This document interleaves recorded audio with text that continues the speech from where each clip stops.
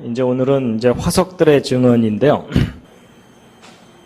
창조와 대홍수 심판의 증거들, 화석입니다. 지난번에 그랜드 캐년 이야기할 때 함께 보았던 성경 말씀인데 오늘 다시 한번 보려고 합니다. 여호수아 4장 6절 함께 한번 읽으시겠습니다. 시작. 이것이 너희 중에 표징이 되리라. 후일에 너희 자손이 물어 가로되 이 돌들은 무슨 뜻이뇨 하거든. 지난번에 잠깐 말씀드린 대로 이스라엘 사람들이 이집트를 탈출을 해서 이 광야 생활을 끝낸 후에 드디어 이제 가나안 땅에 들어갑니다. 근데 이제 하나님이 약속하신 그 가나안 땅 들어가기 직전에 요단강이 이렇게 가로막고 있는데 성경 기록을 보면은 그 요단강이 추수할 시기가 되면은 물이 많아져서 이 언덕에 넘치는 이제 홍수가 일어난다고 되어 있습니다. 근데 이제 한두 사람이 아니라 뭐 거의 한 200만 명 정도 되는 사람들이 홍수가 난 강을 건너가야 되기 때문에 도저히 현실적으로 건너갈 수가 없는 상황인데 이제 그때 하나님께서 이스라엘 사람들에게 큰 기적을 또 베푸셨는데 그것이 이제 흐르던 요단 강물이 딱 그치고 마른 땅이 드러나서 이스라엘 민족이 무사히 건너간 그런 사건이 성경에 기록되어 있습니다. 이제 건너가고 나서 여호수아가 그 백성들의 그 대표들에게 이 강 바닥에 있던 돌 12개를 바깥으로 꺼내 가지고 나와라. 그리고 한쪽에 쌓아놔라. 그리고 나중에 후손들이 도대체 이 돌이 무슨 뜻이냐 이렇게 물어보거든 설명을 해주라는 거거든요. 다시 한번 4장 6절 7절 함께 한번 읽으시겠습니다. 시작. 이것이 너희 중에 표징이 되리라. 후일에 너희 자손이 물어 가로되 이 돌들은 무슨 뜻이뇨 하거든 그들에게 이르기를 곧 언약궤가 요단을 건널 때에 요단물이 끊어졌으므로 이 돌들이 이스라엘 자손에게 영영한 기념이 되리라 하라. 나중에 후손들이 이 돌들이 무슨 뜻이냐 이렇게 물어보거든 뭐라고 대답을 하라는 겁니까? 가장 중요한 요점이 하나님이 하신 일에 대한 증거다라고 가르쳐 주라는 겁니다. 그래서 이제 이 말씀을 이제 화석에 대해서도 똑같이 한번 적용을 해보면은요, 함께 한번 읽어보시겠습니다. 시작. 후일에 너희 자손이 물어 가로되 이 화석들은 무슨 뜻이뇨 하거든 뭐라고 대답을 해야 되는 겁니까? 예, 가장 중요한 요점은 이건 하나님이 하신 일들에 대한 증거다라고 가르쳐 주라는 거예요. 근데 좀 더 구체적으로는 이 화석들이 무슨 뜻이냐면 창세기 1장 25절을 보면 하나님이 이 생명체들을 종류대로 따로따로 만드셨다는 내용이 나오거든요. 그래서 이 화석들의 그 첫 번째 그 뜻이 뭐냐면 종류대로 창조하신 증거라는 겁니다. 그래서 함께 한번 1장 25절 읽으시겠습니다. 시작. 하나님이 땅의 짐승을 그 종류대로 육축을 그 종류대로 땅에 기는 모든 것을 그 종류대로 만드시니 하나님의 보시기에 좋았더라. 그리고 이제 이 화석에 대한 두 번째 의미가 뭐냐면 대홍수 심판입니다. 하나님께서 아름답게 창조하셨던 이 모든 생명체들이 육지 동물들과 식물들이 이 대홍수 때 다 휩쓸려서 파괴됩니다. 그래서 창세기 6장 7장에 있는 말씀들 17절과 21절 함께 한번 읽으시겠습니다. 시작. 내가 홍수를 땅에 일으켜 무릇 생명의 기식 있는 육체를 천하에서 멸절하리니 땅에 있는 자가 다 죽으리라. 땅 위에 움직이는 생물이 다 죽었으니 곧 새와 육축과 들짐승과 땅에 기는 모든 것과 모든 사람이라.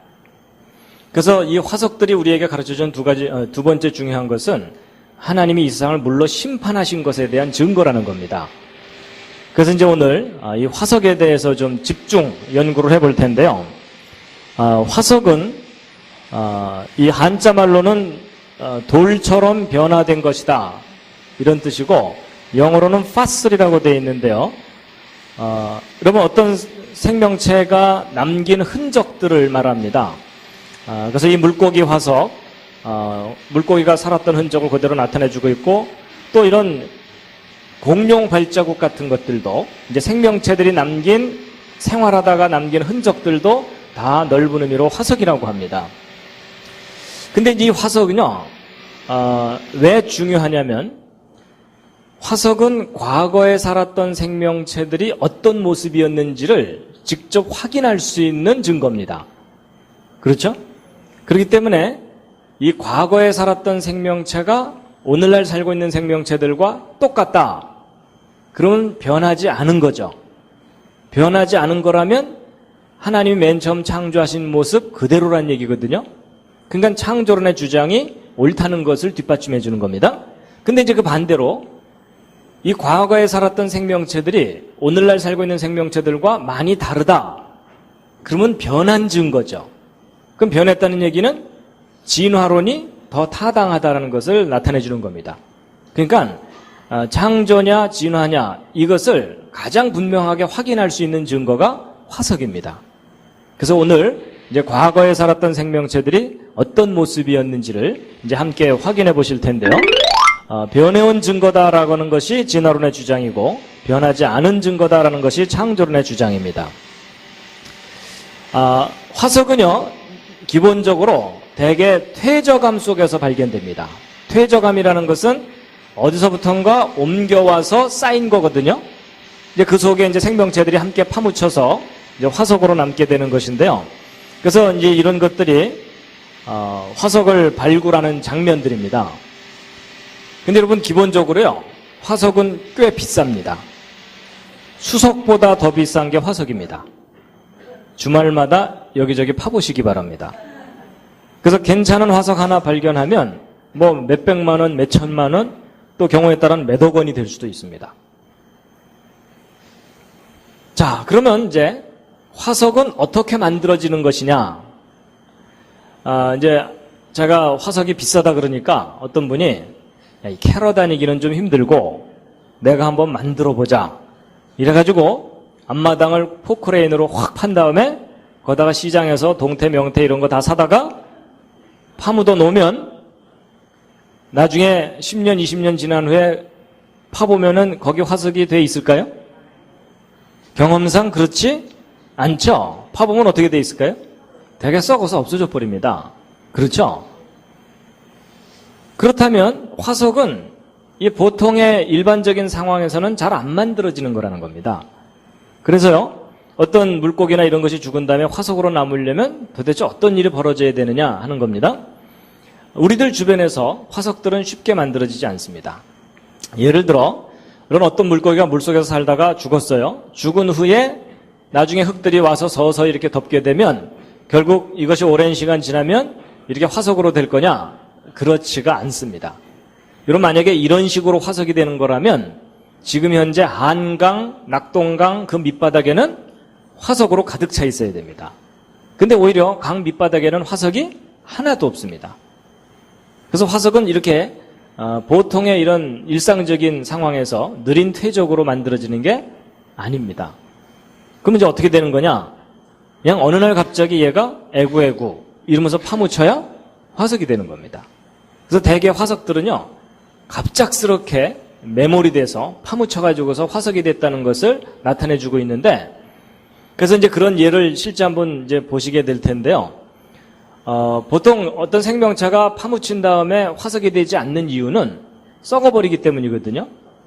우리들 사는 주변에는 이런 미세한 생명체들이 다른 생명체들이 죽고 나면은 곧바로 분해를 일으켜버립니다.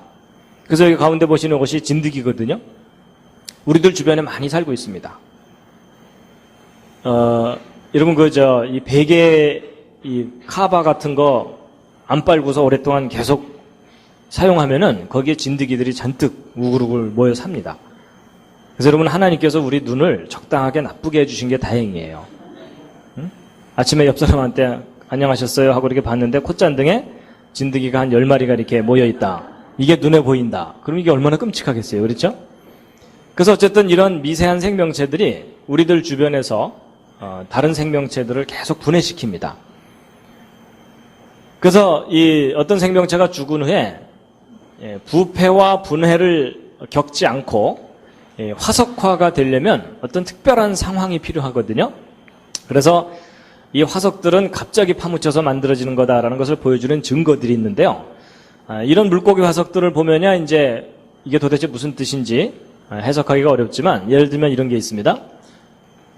여러분 여기 물고기 화석을 잘 보시면 입부분이 좀 이상하죠. 이게 무슨 장면입니까? 큰 물고기가 작은 물고기를 딱 물고서 화석이 되어 있는 겁니다. 무슨 상황? 안타까운 상황. 여러분 삼키지도 못하고 물고만 죽었잖아요. 그렇죠? 근데 이제 이거 보시면서 야, 참 그 신기하다 이렇게만 생각할 게 아니고 어떻게 하면 이런 장면으로 화석이 남을 수 있을까? 이걸 좀 해볼 필요가 있습니다. 여러분 보통 물고기가요 크기가 서로 이 정도 차이가 나면 대개 이 큰 물고기가 작은 물고기를 씹어 먹을까요? 아니면 진공청소기처럼 훅 하고 그냥 한꺼번에 삼켜버릴까요? 대개 저 정도 상황이 되면 그냥 한꺼번에 삼켜버립니다. 그렇죠? 근데 이렇게 입에 물고 있다는 얘기는 일상적인 식사 장면이 아니라는 겁니다. 그렇죠? 그럼 도대체 어떻게 이렇게 남겠느냐? 아마도 이 두 물고기가 한꺼번에 파묻히는 와중에 옆에 조그만 물고기 하나가 있으니까 넌 또 뭐야? 뭐 이러면서 그냥 물고서 그대로 파묻혀서 죽은 게 아닌가. 그래서 화석이 된 게 아닌가라고 봐야 된다는 겁니다. 그렇죠? 아니면 말고입니다. 근데 여러분 이런 것이요. 뭐 전 세계적으로 딱 하나 발견되는 게 아니고 자주는 아니지만 가끔 가다가 이런 장면들이 발견되는데요.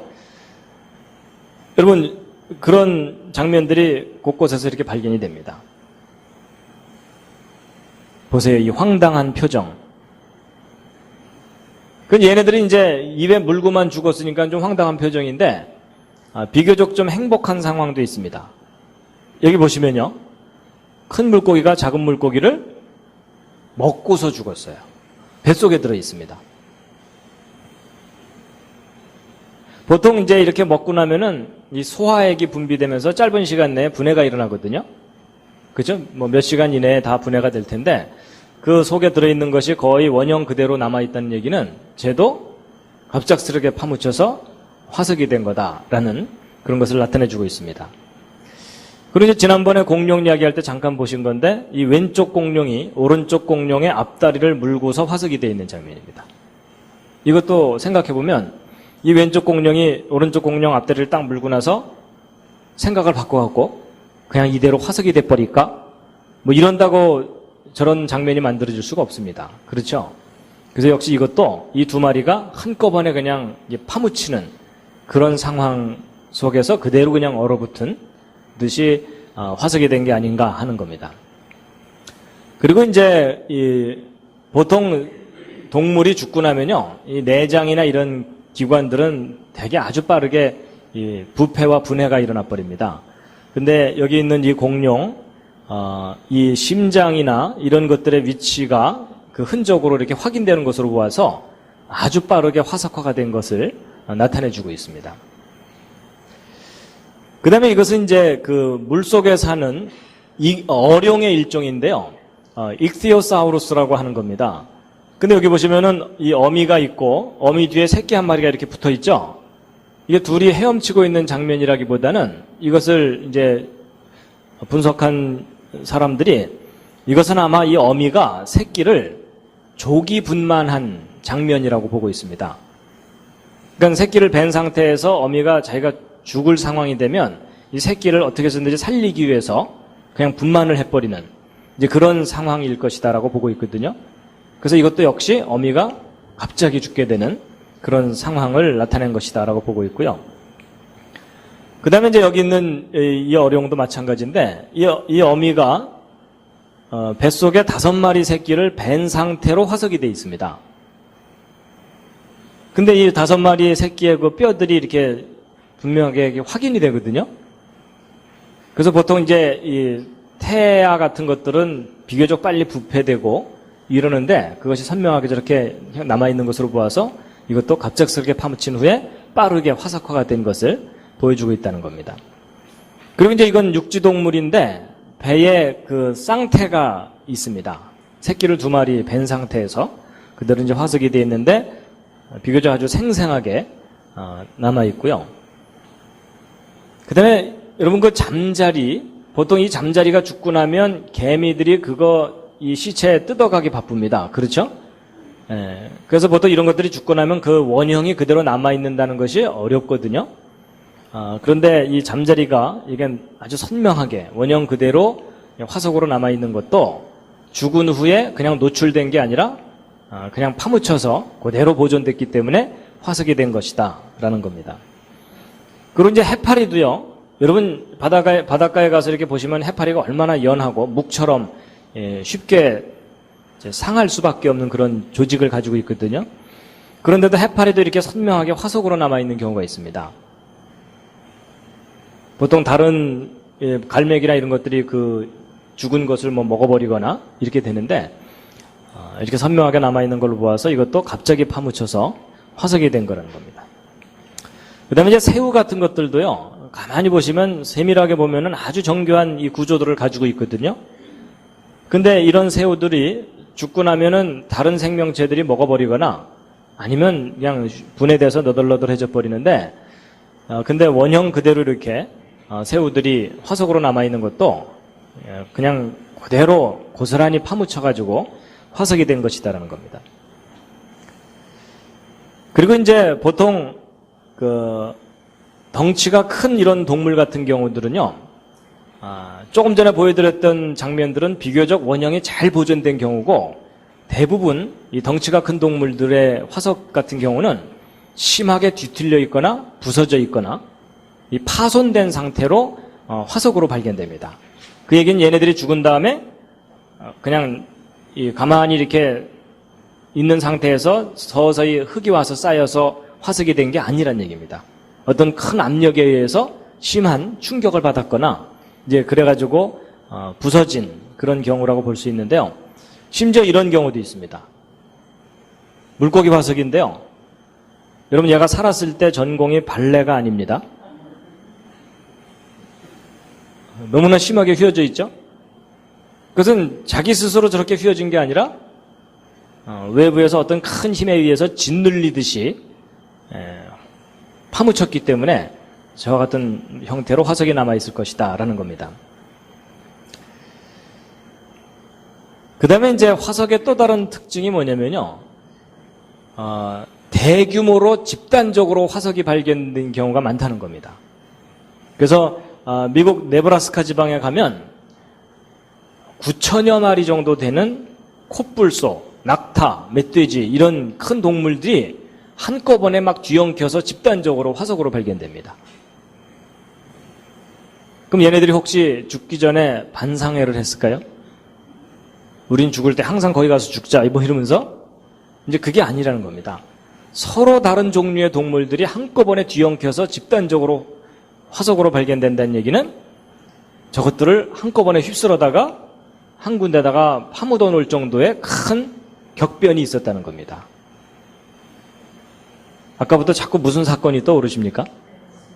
대홍수와 같은 엄청난 사건이 이 화석을 만드는데 결정적으로 기여했다는 겁니다. 그 다음에 이제 이 박물관이나 이런 데 가보면은요, 이제 일반 사람들은 이게 박물관에 가서 이렇게 화석을 구경하면서, 저건 고사리다, 저건 조개 화석이다, 이러면서 종류만 이렇게 대충 구별하고 이제 지나가 버리거든요. 근데 잘 보세요. 이런 고사리들 화석을 잘 보면은요, 잎이 활짝 펼쳐진 상태로 발견되는 경우가 많습니다. 이게 무슨 말이냐면, 보통 여러분이 고사리가 살고 있다가 흙에 서서히 파묻히게 되면 파묻히는 도중에 시들어 버리거든요. 그러면 그 잎이 오그라들어 버리겠죠. 그래서 만약에 이게 오랜 세월 동안 서서히 파묻힌 거라면 오늘날 전 지구상에서 발견되는 대부분의 고사리 화석은 잎이 오므라든 상태에서 발견돼야 됩니다. 그렇죠. 시들은 상태에서 파묻혀갖고. 근데 화석으로 발견되는 이 고사리 같은 것들이 잎을 활짝 펼친 상태로 발견되는 경우가 대부분입니다. 갑작스럽게 파묻혔다는 거겠죠. 그리고 이제 이것은 암모나이트인데요. 조개 종류입니다. 암몬조개라 그래가지고. 그래서 이 암몬조개가 다양한 형태로 발견되는데 작은 건 요만하고요. 큰 거는 이만합니다. 여러분 이거 하나 잡으면 동네 잔치할 수 있습니다. 그렇죠? 예. 근데 이제 이런 암몬조개나 이런 것들의 화석을 발견했을 때 어떤 특징이 있냐면, 여러분 보통 그 바닷가에 놀러 가보시면 알지만 쟤네들이 죽고 난 다음에 그 껍질이 그냥 굴러다니다 보면은 뭐 따개비 같은 게 달라붙고, 그리고 다른 생명체들이 거기에 막 구멍을 뚫고 또 뭐 이렇게 파도에 부서져서 이렇게 너덜너덜해지고 이러잖아요. 그러니까 만약에 이런 암모나이트 조개 같은 것들도 그냥 정상적인 상태에서 죽어서 세월에 이게 흔적이 남아있는 거라면 그 표면에 막 따개비도 달라붙고 부서진 상태로 대부분의 화석들이 발견돼야 되거든요. 근데 이런 암몬조개 화석들을 이렇게 발견해 보면은 표면 상태가 비교적 깨끗합니다. 무슨 말인지 아시겠죠? 살아있는 상태에서 그대로 매몰돼서 화석이 됐다는 겁니다. 근데 예전엔 이런 생각 전혀 안 해보셨죠? 누가 그렇게 가르쳐 주질 않으니까 그러는 겁니다. 그 다음에 이제 화석 중에 가장 많은 분량으로 발견되는 것이 조개 화석입니다. 왜냐하면 조개 껍데기는 썩질 않잖아요. 그래서 이제 전 세계 곳곳에서 이런 조개 화석들이 이렇게 발견이 되는데요. 이런 조개 화석들이 발견될 때에 뚜렷한 특징이 하나 있습니다. 무슨 특징이 있겠습니까? 이 화석들을 보시면서 한번, 뭐냐면 이 조개들이 되게 이게 그 이메페라 그래가지고 껍데기가 양쪽에 두 개가 있어갖고 이렇게 딱 닫혀 있잖아요. 근데 이 조개들이 되게 입을 딱 다문 상태로 화석이 돼 있다는 겁니다. 여러분 그 바닷가에 놀러 가보시면 알지만 조개들이 죽고 나면은 요 두 개의 껍데기를 연결하는 부분이 쉽게 이제 썩어버리기 때문에 이 두 개가 따로따로 너덜너덜해지죠. 그 만약에 이 조개들이 오랜 세월 동안 죽은 후에 파묻혀서 화석이 된 거라면 오늘날 전 세계에서 발견되는 화석들의 90% 이상은 이 껍데기가 따로따로 떨어진 상태에서 화석으로 발견돼야 됩니다. 그렇죠? 근데 조개 화석의 거의 절반 이상이 입을 딱 다물고서 화석이 돼 있다는 겁니다. 무슨 말인지 이해가 되시죠? 살아있던 상태에서 그대로 파묻혀서 화석이 됐다는 겁니다. 뭐 삼엽충도 이렇게 똘똘똘 말려서 화석으로 발견되고요. 자, 그래서 결국 어떤 생명체가 죽은 후에 화석으로 변할 것이냐 아니면 썩어서 없어져 버릴 것이냐 하는 건데, 썩어서 없어져 버리지 않으려면 어떤 상태가 돼야 화석이 된다고요? 갑자기 파묻혀서 부패와 분해가 정지돼야만 화석이 된다는 겁니다.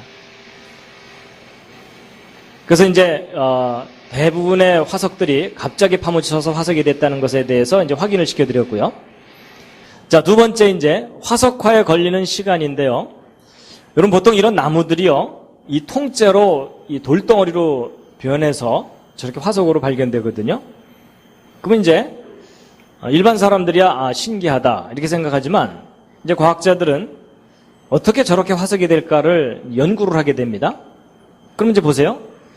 여러분 이 나무가 통째로 이렇게 단단하게 화석이 되려면 이 바깥에서부터 광물질이 침투해 들어가야 되거든요. 그런데 한번 생각해 보세요. 이 광물질이 바깥에서부터 침투해 들어가면 바깥에서부터 딱딱해지겠죠. 맞죠? 바깥에서부터 딱딱해지면 바깥이 단단해지면은 그 안쪽으로 광물질이 침투해 들어가는 것이 점점 어려워지겠죠. 그러니까 이 내부까지 완전히 이 바위덩어리로 변하려면은 저게 엄청난 오랜 세월이 걸려야 바위덩어리로 변할 것 같은 그런 생각이 들잖아요. 그렇죠. 그래서 보통 이제 그렇기 때문에 이런 나무들이 통째로 화석이 되는 데는 뭐 적어도 수만 년, 수십만 년 이상의 세월이 걸릴 거다. 이렇게 이제 생각을 하고 해석들을 합니다. 그래서 물고기들도 역시 그 화석으로 변하려면 굉장히 오랜 시간이 걸릴 거라고 생각하는데요. 여러분 그 생물학적 시간이라는 표현이 있고 지질학적 시간이라는 표현이 있습니다. 이 생물학적 시간이라는 건 뭐냐면 어떤 생명체가 태어나서 죽을 때까지 정도의 시간을 말합니다. 뭐 사람의 경우는 몇십 년, 100년 이내겠죠? 그 다음에 이제 지질학적 시간이라는 건 뭐냐면, 진화론에서 주장하는 그 지질학인데요. 여러분 보통 막 지질학 얘기할 때는 뭐 몇백만 년, 몇천만 년, 몇억 년 이런 얘기 하죠. 그 정도의 긴 시간을 이제 지질학적 시간이라고 표현을 합니다. 근데 여러분 어떤 생명체가 죽은 다음에 그것이 화석으로 변하려면 생물학적 시간이 걸리겠습니까? 지질학적 시간이 필요하겠습니까? 보통 학교에서 배울 때는 생물학적 시간 내에서는 화석이 잘 안 만들어지고 정말 뭐 몇만 년 정도 걸리면서 서서히 화석이 될 거다 이렇게 배우게 되는데 이제 그게 사람들의 오해입니다. 화석으로 변하는 데는요 생물학적 시간 내에서 충분합니다. 그래서 이제 그 증거들을 보여드리면요, 여러분 뉴질랜드의 이 북쪽 섬에 타라웨라라는 화산이 지금부터 100년 전쯤 폭발을 했습니다. 그래서 이게 이제 폭발 후의 모습이거든요. 그래서 여기 뭐 한 곳에서 터진 게 아니라 여러 군데서 빠바바방 이렇게 터져가지고서 화산 폭발이 일어났었는데 그 화산 폭발로 인해서 원주민들의 집이 화산재의 절반 이상이 이렇게 파묻히고 그 다음에 막 가옥들이 부서지고 뭐 이렇게 이제 큰 피해를 입게 되었는데 그때 이제 화산재에 뒤덮인 마을이 이렇게 관광지로 개발이 되어 있습니다. 그래서 사람들이 구경도 가고 뭐 이렇게 되는데 그런데 이제 그때 이제 선교원 건물도 이렇게 부서지고 그랬는데 이 화산이 폭발한 후에 한 30년쯤 지나서 이 화산 폭발한 지역을 조사하다가 뭐가 발견됐냐면 햄덩어리가 화석이 되어 있는 게 발견됐어요. 그리고 모자가 화석이 되어 있는 게 발견되고 햄덩어리 잘 관리하시기 바랍니다. 여러분 이런 것들이 화석이 되려면 몇만 년 걸리는 게 아니고 몇십 년 이내에 화석이 된 게 확인되는 겁니다. 그 다음에 이제 영국의 크나레스보로라고 하는 곳이 있는데 여기 사람들이 이렇게 잔뜩 뭔가를 이렇게 구경하고 있죠. 몰려들어서. 이게 뭐냐면 이제 위에서 물이 뚝뚝뚝 떨어지고 있는데 이제 뭘 보고 있는 거냐면 요 물이 뚝뚝 떨어지는 곳에다가 뭐 곰인형 뭐 그 밖에 이렇게 잡다한 것들을 이렇게 매달아 놨어요. 근데 여기다가 곰인형을 이렇게 매달아 놓으면 반년도 안 돼서 완전히 돌덩어리가 돼버립니다. 그래서 왜냐하면 이제 여기 흘러내리는 이 물 속에 광물질이 포함되어 있기 때문에 이 방해석이라고 하는 광물질이 포함되어 있어갖고 그게 자꾸 스며들어가지고서 저 곰인형을 돌덩어리로 만들어 놓는 겁니다. 그래서 여러분 혹시 마음에 안 드시는 분이 계시면 저기다가 매달아 놓으면 얼마 지나서 가보면은 이제 돌이 돼 있을 겁니다. 그럼 더 이상 말썽을 부리지 않을 겁니다. 그 다음에 이것은 이제 미국 서부 텍사스에서 발견된 건데요. 카우보이 장화입니다. 이 장화가 1980년에 발견됐는데 이 장화 속에 사람 다리뼈가 들어있어요. 그러니까 아마도 장화를 신은 채로 죽은 거겠죠? 근데 이 다리뼈가 화석이 돼 있는 거예요. 그래서 도대체 이 장화를 언제 만든 거냐 그래가지고 이 수소문을 해보았더니 1950년대에 수제품으로 만든 신발이라는 것이 확인이 됐어요. 이걸 만든 회사는 1936년에 설립된 회사고. 그러니까 이 신발 만든 지 30년도 안 돼서 그 신발 만든, 신발 신은 사람의 다리뼈가 화석이 되어 있는 게 발견된 거예요. 그러니까 다리뼈가 화석이 되는데 몇십 년 이내에 충분하다는 겁니다.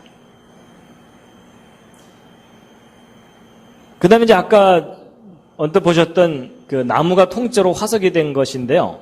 여러분 이런 걸 보통 규화목이라고 합니다. 그 규소라고 하는 그 원소가 이제 모래 이론 속에 많이 들어있거든요. 그래서 이 규소가 나무 속에 침투해 들어가서 완전히 돌덩어리처럼 돼버린 이제 그런 나무를 규화목이라고 하고 영어로는 petrified wood라고 하는데요. 여러분 이런 규화목들 보시면은 야 이렇게 큰 나무가 통째로 완전히 돌덩어리처럼 변하려면 무지 오랜 세월이 걸렸겠다 이렇게 생각이 되실 텐데 그래가지고 이 미국 워싱턴의 그 스미소니언 자연사 박물관 거기에 이 규화목이 이렇게 야외에 이렇게 전시돼 있어요. 그 건물 앞에. 근데 요 밑에 설명을 읽어보면 지금부터 2억 년 전 나무가 화석이 된 거다. 이런 식으로 해놨어요. 그러니까 2억 년 전에 만들어지기도 했거니와 이게 통째로 돌덩어리로 변하려면 무지 오랜 세월이 걸렸을 거다. 이렇게 이제 사람들에게 가르치는 그런 이제 화석이거든요. 근데 이제 보세요. 여러분, 호주에서 발견된 건데 사람들이 만들어 놓은 물레방아가 통째로 돌덩어리가 돼버린 거예요.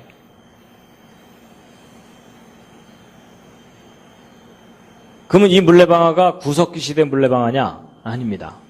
이 물레방아는 만든 지 100년이 안 된 물레방아예요. 근데 사람들이 여기서 살다가 이제 떠났겠죠? 떠나고 나서 여기서 계속 흘러내리는 이 물이 그 속에 이제 암석 성분이 들어있으니까는 이 나무들을 완전히 점점 돌덩어리를 만들어버린 거예요.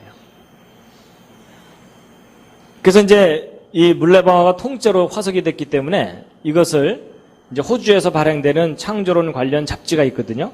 거기에다가 이 사진과 함께 기사를 실었더니 어느 독자가 편지를 보내왔어요.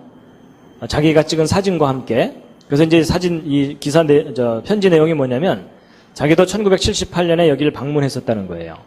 그러니까 이 최근에 요 사진 찍기 15년 전에 방문을 해가지고 자기도 신기해갖고 기념 사진을 찍은 거라는 거예요. 근데 15년 전에 자기가 찍은 사진하고 최근에 찍은 사진을 비교를 해봤더니 물레방아 한두 칸이 화석화가 더 진행된 것을 알 수 있다. 뭐 이런 내용의 편지예요. 그러니까 화석화는 지금도 계속 진행되고 있어요. 근데 어쨌든 이 물레방아가 통째로 화석이 되는데 100년도 채 안 걸린 거라는 겁니다.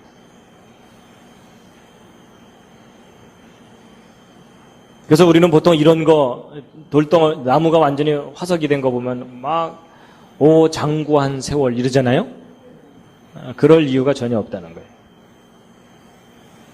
그러니까 우리가 하도 그 진화론 교육을 받다 보면 막 몇 억 년이라는 단위에 익숙해져 갖고 당연히 저런 것들이 그렇게 오래 걸렸겠거니 이렇게 생각하는데 아닙니다. 그 다음에 이제 오렌지가 화석이 된 게 발견되기도 했어요. 근데 이 지역에서 오렌지를 재배하기 시작한 것은 100년이 채 안 돼요. 그러니까 100년 이내에 오렌지가 화석이 된 것도 발견돼요. 그래서 이제 지금 몇 가지 증거를 보여드린 바로는 어떤 생명체가 죽은 후에 화석으로 변하는데 생물학적 시간이면 충분하다, 아니면 지질학적 시간이 반드시 필요하다? 생물학적 시간 내에서 충분히 화석이 될 수 있다입니다. 아까 그 쭉 확인시켜드린 두 가지 기억나시나요? 예, 들을 땐 뭐 이해가 되는 듯 하는데 지나고 나면 아무것도 정리가 안 되는 안타까운 상황입니다. 첫 번째는 어떤 생명체가 화석이 되려면 갑작스럽게 파묻혀서 이제 화석이 되는 거라는 것에 대한 여러 가지 증거들을 보여드린 거고, 두 번째는 그렇게 파묻힌 후에 그것이 화석으로 변하는데 무지 오랜 시간이 걸린다? 아니다. 예, 아주 비교적 짧은 시간 내에 얼마든지 화석이 되는 거다라는 것을, 이걸 제가 만약에 말로만 얘기했다 그러면 이제 오늘 다 돌아가시면서 오늘도 되게 우기더라 뭐 이러셨을 거예요. 그렇죠? 근데 아닙니다. 제가 이게 실제 증거들을 다 확인시켜 드리잖아요. 그렇죠? 근데 여러분, 조금 전에 보여드린 그런 증거들을 예전에 들어보신 적이 없으시죠? 그렇죠? 자, 그 다음에 이제 세 번째는요, 이제 사람들이 하도 그 진화론 교육을 계속 받다 보면은, 이 진화론에서는 과거에 살던 생명체가 점점점 변해가지고 오늘날 생명체들이 됐다 그러거든요. 그러니까 과거에 살았던 생명체들은 지금 살고 있는 것들과 모습이 많이 다를 거다, 이런 생각을 주로 합니다. 그렇죠? 근데 여러분, 실제 화석들을 확인해 보면 절대로 그렇지가 않습니다. 그래서 화석들은 오늘날의 생명체들과 모습이 많이 다른가? 아닙니다. 80% 또는 그 이상이 다 똑같습니다. 그럼 일부 다른 것들이 있는데 그건 뭐냐면 멸종된 것들입니다. 그래서 이제 확인을 이제 해볼 텐데요. 여러분, 은행나무 아시죠? 여러분, 이 은행 열매 이거 구워 먹으면 꽤 맛있죠? 예, 하나씩 드시기 바랍니다. 예. 입맛이 다셔지죠? 예. 여러분, 이런 은행나무 이파리들이 이렇게 화석으로 발견되거든요? 근데 이제 진화론을 주장하는 사람들은 이런 은행나무 잎 화석들을 뭐라 그러냐면 살아있는 화석이라는 표현을 씁니다. 자, 이 살아있는 화석, 영어로는 living fossil인데 저게 이제 왜 저렇게 표현을 하냐면 진화론에 의하면 이 은행나무는 중생대 때에 지구상에 출현했다는 겁니다. 그러니까 지금부터 적어도 1억 년, 2억 년 전쯤에 지구상에 출현했다는 거거든요. 근데 1억 년, 2억 년 전에 출현했던 그 생명체가 지금 현재까지 늠름하게 살아있잖아요. 그렇죠? 그 정도 세월이 지나갔으면 다른 생명체로 진화를 했거나 아니면 멸종돼서 소멸돼야 되는데 1억 년 전, 2억 년 전의 모습 그대로 지금까지 남아있으니까 이 생명체는 굉장히 생명력이 찔기다. 그래서 이미 화석으로만 발견돼야 되는데 지금까지 살아있구나. 그래가지고 살아있는 화석 이런 표현을 쓰는 겁니다. 그래갖고 이 은행나무가 저렇게 오랜 세월 동안 꿋꿋이 버티고 살았다면 생명력이 꽤 질길 테니까 저거 갈아 먹으면 오래 살 거 아니냐. 이래가지고 저 은행나무 잎에서 추출한 것으로 약을 만들어서 한동안 지금도 계속 팔고 있을 텐데요. 혹시 기억나세요? 혈액순환 개선제, 진코민, 기넥신. 옛날에 막 한참 텔레비전에서 선전하던 거 기억나시죠? 바로 그거예요. 그래가지고 이제 이 은행나무가 정말 장구한 세월 동안 이제 살아남아서 살아있는 화석 이렇게 얘기하는데, 그래서 이 생명체들 중에 살아있는 화석이 몇 종류 안 되는 것처럼 그렇게 사람들이 생각하는데 확인해 보면요, 다 살아있어요. 그래서 이제 여러분, 은행나무가 이게 화석으로 이렇게 발견되는 것들이거든요. 근데 오늘날 똑같은 은행나무 잎들이 확인되죠? 그럼 여러분, 1억 년, 2억 년 지나는 세월 동안 변한 거예요? 안 변한 거예요? 안 변했죠. 진화한 거예요? 안 한 거예요? 여러분, 우리가 분명히 보는 증거는요, 진화하지 않았다예요. 그렇죠? 그랬더니 어떤 분이요, 이 1억 년 전에 살았던 은행나무 잎하고 오늘날 살고 있는 은행나무 잎은 모양이 좀 다른데요? 진화한 거 아닌가요? 이러거든요? 그러실까봐 보세요. 똑같죠? 그렇죠?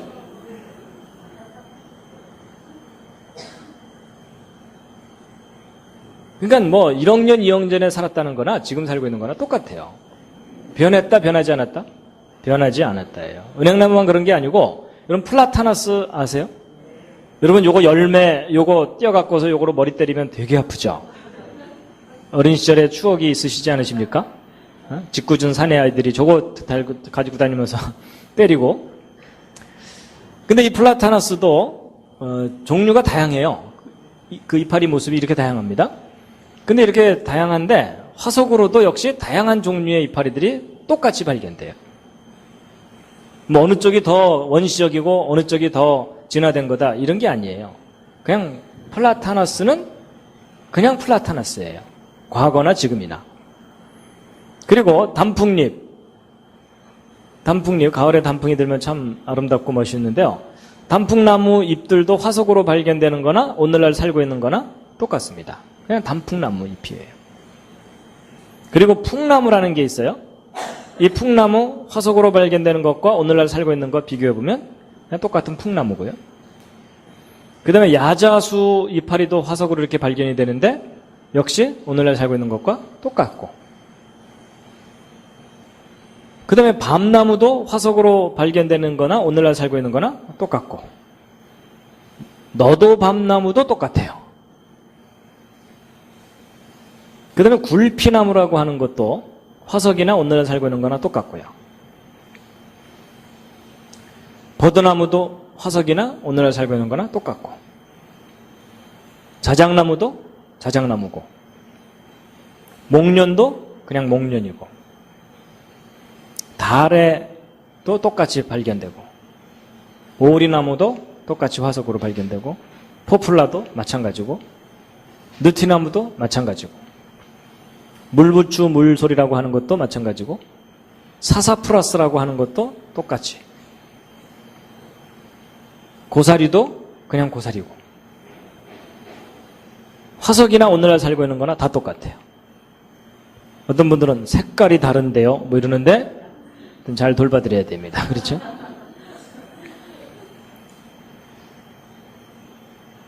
여러분, 화석이나 오늘날 살고 있는 거나 다 똑같아요. 그리고 이제 이건 울레미 파인이라고 하는 건데요, 이 화석으로만 발견되었었던 거였어요. 그래서 이것이 화석으로 발견됐을 때는요, 수백만 년 전에 멸종됐다 이런 식으로 얘기를 했었었거든요. 그래서 진화할 때 수백만 년 전에 존재했었던 건데 진화 도중에 멸종한 거다 이런 식으로 알려졌었는데, 그 화석과 똑같은 게 오늘날 지구상에 살고 있는 게 확인되고 있는 거예요. 중요한 사실은 수백만 년 전에 살았다는 거나 지금이나 똑같아요. 그 다음에 이제 여러분, 호박 아시죠? 이 먹는 호박 말고 이 보석 종류에 해당되는 준보석이라고 하죠. 이 호박은 나무의 진액이나 이런 것들이 굳어져 가지고 이제 변형이 돼 가지고 생긴 건데, 그곳에 이제 곤충들 같은 것들이 막 함께 들어가 가지고서 이제 굳어져서 그 속에 이제 곤충들도 이렇게 발견이 되고 그러거든요. 여러분, 보통 그 곤충들은요, 진화론에 의하면 그 진화 순서상 무척추동물이기 때문에 척추동물 이전에 먼저 존재했었다고 하는 거거든요. 그러니까 이런 것들에 이제 호박 속에 들어있는 저런 곤충들은 보통 연도를 매길 때 뭐 몇백만 년, 몇천만 년 전에 지구상에 살았었던 곤충들이다 이런 식으로 이제 하는 것들이에요. 그래서 이것도 역시 호박 속에 개미가 이렇게 들어가 있는 건데, 이런 것들은 하여튼 뭐 보통 박물관에 전시되면은 몇백만 년, 몇천만 년 전 개미예요. 근데 여러분, 그 개미와 똑같은 개미가 오늘날 살고 있어요. 얘하고 좀 인터뷰를 좀 해봐야 돼요. 넌 좀 어떻게 진화를 했냐? 근데 똑같아요. 개미 종류 중에 이런 종류도 있어요. 이거 좀 이상하게 생긴 개미죠? 그래가지고요, 이게 이제 카리브해 그 주변에서 발견되는 호박 속에서 발견되는 개미인데, 이 네모난 부분하고 동그란 부분하고 어느 쪽이 머리일 것 같습니까? 예, 네모난 쪽이 머리 부분입니다. 예, 그런데 이런 호박 속에 들어있는 이상하게 생긴 이런 개미, 연대는 대략 지금부터 2,500만 년 전에서 4,000만 년 전쯤 지구상에 살았었던 개미다. 그리고 좀 이상하게 생긴 개미라서 상당히 원시적인 개미처럼 보이시죠? 그래서 사람들은 이런 거 박물관에 가서 보면서 와, 옛날에는 참 희한한 개미가 살았었나 보네 이러는데, 똑같은 게 살고 있는 게 잡혔어요. 아니, 수천만 년 전에 살았다고 하는 개미나 오늘날 살고 있는 개미나 똑같아요. 그럼 혹시 이 개미들은 고집이 셌을까요? 딴 건 다 진화해 가고 있는데 얘네들만 우리는 절대 진화하지 말자 이러면서 수천만 년 동안 남아 있었겠냐는 거죠. 근데 여러분, 왜 이런 일이 벌어지냐면, 여러분, 지구가 이렇게 있으면 지구 이쪽에 살고 있는 사람들은 화석만 보는 거예요. 지구 이쪽에 살고 있는 사람은 살아있는 개미만 보고 사는 거고, 그러니까 서로 그 사실을 모를 때는 지구 이쪽에 살고 있는 사람은 호박 속에 들어있는 이 이상한 개미를 보면서 야, 이게 수천만 년 전에 지구상에 살았던 이 개미들의 조상인가 봐, 뭐 이런 식으로 해석을 하고 있는 거고, 이 반대쪽에 살고 있는 사람은 뭐 저런 개미가 자기들 주변에 늘 있으니까 저런 개미도 있구나 이러면서 그냥 평범하게 생각하면서 사는 거예요. 근데 이제 오늘날은 인터넷이 발달했기 때문에 양쪽에서 서로 인터넷에다가 사진을 올려놓은 것을 한꺼번에 어떤 사람이 볼 수가 있잖아요. 그렇죠? 근데 확인해 봤더니 수천만 년 전에 살았다고 해석되는 개미나 오늘 살고 있는 개미나 똑같은 거예요. 그러면 결론은 뭐예요? 진화하지 않았다는 증거예요. 이런 화석은요, 진화하지 않았다는 것을 너무나 강력하게 알려주고 있어요.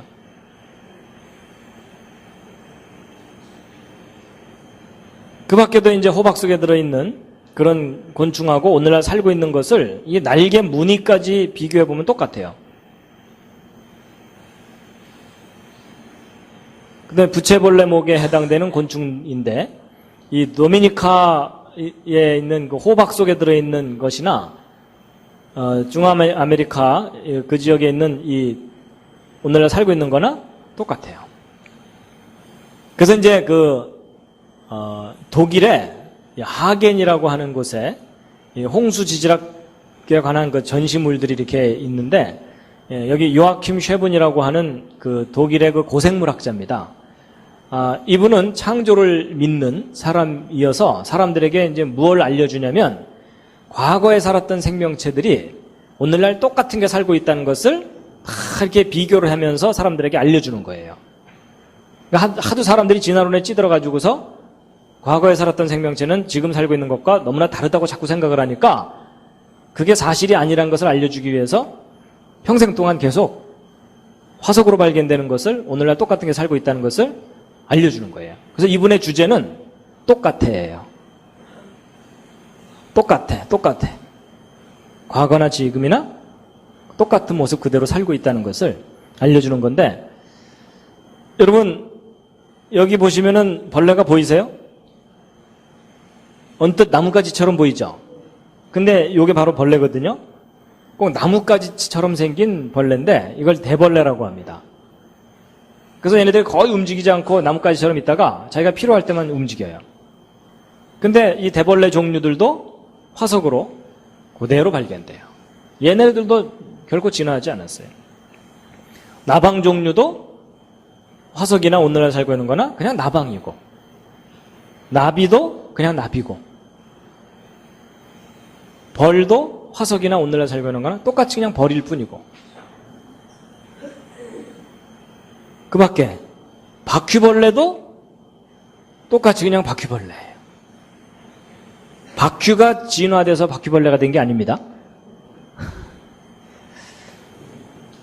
그 다음에 이제 이 전갈파리라고 번역해야 될 것 같은데 스코피언 피쉬 플라이라 그래서 이 꼬리에 전갈꼬리 같은 것이 있는 파리 종류예요. 근데 화석으로 똑같은 종류가 그냥 확인이 돼요. 모기도 역시 과거의 모기나 지금 모기나 똑같이 모기고 벼룩도 그대로 화석으로 발견되고 거미도 거미고 잠자리도 잠자리고. 여러분 오늘 강의는 누구도 와서 할 수 있겠죠? 그렇죠? 저 대신 누가 좀 하실래요? 계속 거미도 거미고 뭐 이러면 되거든요. 1시간 내내 이러면 됩니다.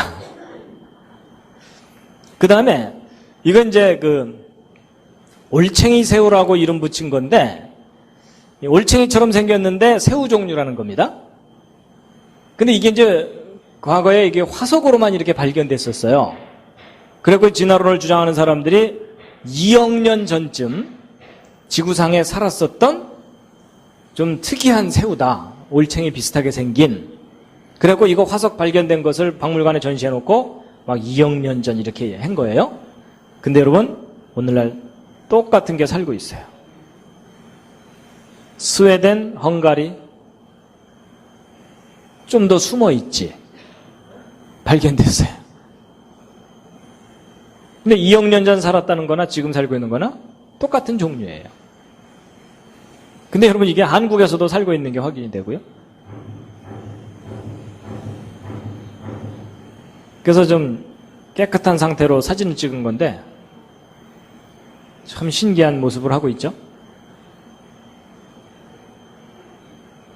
그 다음에 이제 이 민물새우 종류인데 이것이 화석으로만 발견됐을 때는 유럽과 북아메리카 쪽에서 화석으로만 발견됐을 때는 2억 1,500만 년 전에서 3억 5천만 년 전 고생대 페른기와 석탄기의 암석들 속에서 발견되던 민물새우 종류다. 이런 식으로 알려졌던 건데 오늘날 호주 아래쪽에 이 태즈메니아 섬이라는 섬이 있거든요. 이 섬에 산 개울에서 살고 있는 게 이렇게 확인이 된 거예요. 근데 2억 년 전에 살았던 동물이나 지금이나 똑같아요. 그 밖에 뭐 개도 개고 가재도 가재고 해마도 역시 똑같은 해마의 모습으로 화석으로 발견돼요. 해파리도 아까 이건 확인했고요. 불가사리도 그냥 불가사리고 뭐 살라멘더라고 하는 것도 있어요. 좀 특이하게 생긴 거죠. 근데 역시 똑같이 화석으로 발견되고 달팽이도 달팽이고 조개 종류도 마찬가지고 거북이도 거북이, 개구리도 개구리, 악어도 악어, 투아타라도 투아타라. 뱀도 그냥 뱀이에요. 박쥐도 박쥐고. 그 다음에 이건 이제 지난번 공룡 이야기 할 때 보여드렸던 건데, 공룡 화석 잔뜩 발견된 그런 지대, 그러니까 이 고생대 전형적인 퇴적층 속에서, 중생대죠. 중생대 공룡 살았다는 시대의 퇴적층 속에서 사람 뼈가 나온 거예요. 그렇죠? 결국 진화론에서는요, 막 수억 년 전부터 생명체들이 이렇게 현재까지 변해왔다고 자꾸 가르치거든요. 근데 확인해 보면 하나도 변한 게 없어요. 그 종류 그대로예요. 그래서 결국 쭉 확인시켜 드린 대로 화석들은 오늘날 살고 있는 생명체들과 모습이 많이 다르다고요? 아니에요. 그냥 종류대로 과거나 지금이나 똑같습니다. 그 다음에 이제 이거는요, 이 퇴적층 속에 나무들이 화석으로 이렇게 발견되는데, 희한한 거는 얘네들이 퇴적층 속에 이렇게 가로로 누워서 화석으로 발견되는 게 아니라 여러 개의 퇴적층을 관통해서 수직으로 화석으로 발견돼요. 자, 근데 이제 이런 것들은 이제 그 다지층 나무 화석이라고 하거든요. 여러 개의 지층에 걸쳐서 나무가 화석으로 돼 있다, 이런 뜻이에요. 근데 이제 이게 진화론을 주장하는 사람들한테는 심각한 문제를 일으켜요. 왜냐하면 보통 진화론적인 관점을 가진 지질학자들은 이 퇴적층이 뭐 30cm 쌓이는데 5,000년쯤 걸린다, 뭐 이런 식으로 해석을 하거나, 또는 뭐 1cm에 1,000년 걸린다, 이런 식으로 이 퇴적층이 만들어지는 속도를 아주 느리게 보고 있거든요. 근데 여기 왼쪽에 있는 이걸 보시면 이 사람 키와 비교해 볼 때 몇 배나 더 큰 나무잖아요. 이 나무가 여러 개의 퇴적층을 관통해서 수직으로 서 있는 거예요. 그럼 대략 한 60cm 정도 쌓이는데 1만 년쯤 걸렸다고 본다면 이거는 적어도 뭐 10만 년 가까이 세월을 관통하고서 화석이 돼 있는 거죠. 그럼 여러분 한번 생각해 보세요. 그럼 어떻게 이렇게 몇만 년의 세월을 뚫고서 나무가 화석으로 존재할 수 있느냐 하는 거예요. 이걸 어떻게 해석해야 돼요? 만약에 정말 이 퇴적층이 쌓인 게 몇만 년이 맞다면 이 나무는 어떻게 하고 있어야 돼요? 죽은 후에 썩지 않고 버티고 있어야 돼요. 그렇죠? 아마도 저 나무가 이제 기도를 해야 되겠죠, 하나님께. 주여, 저는 화석으로 남고 싶사옵나이다. 근데 아직도 저를 이 흙이 저를 파묻고 있지 않기 때문에 저를 좀 끝까지 버티게 하여 주시옵소서. 이런 다음에 한 10만 년을 기다렸다가 다 파묻히고 난 다음에 이제 화석으로 변해야 되는 거예요. 근데 그게 과연 현실적으로 가능하냐는 거죠. 또는 이 나무가 이 퇴적층 속에 와서 푹 박힌 걸까요? 근데 여러분, 이렇게 두꺼운 퇴적층 속에 저 나무가 자연 상태에서 푹 박힐 수는 없잖아요. 그렇죠? 그렇다고 누가 일부러 이렇게 푹 박아놨다는 흔적도 없고. 그럼 이게 무슨 말이냐면요, 이 퇴적층이 쌓이는데 몇만 년 걸린 게 아니라는 거예요. 지난번 그랜드 캐년 이야기할 때 퇴적층들이 짧은 시간 내에 순식간에 쌓인다는 거 확인시켜드렸죠? 결국 그동안 우리가 잘못 해석을 했던 거예요. 이 퇴적층이 굉장히 오랜 세월에 걸려서 쌓이는 것처럼. 그게 아니라 퇴적층과 나무가 한꺼번에 그냥 파묻힌 거라는 겁니다. 그래서 그동안 막 이런 퇴적층을 막 몇백만 년 동안 쌓인 거다, 이런 식으로 적어도 몇만 년 이상 걸려 쌓인 거다라고 주장했던 사람들에게 너무나 당황스러운 증거들이 이제 발견된 예입니다. 그 다음에 이제 사람들에게 이 지구가 굉장히 오래된 거다라는 생각을 하도록 만들었던 것 중에 하나가 동굴입니다. 동굴 구경 가보신 분 계시죠? 근데 동굴 구경 가보면 뭐 멋있기도 하지만, 희한하고 멋있기도 하지만, 그 동굴에 대해서 이 설명된 걸 읽어보면 뭐 이 동굴은 뭐 몇만 년 된 거라는 둥, 또는 몇백만 년 된 거라는 둥, 이런 얘기 합니다. 이제 동굴에 들어가 보시면은요, 이게 고드름처럼 이렇게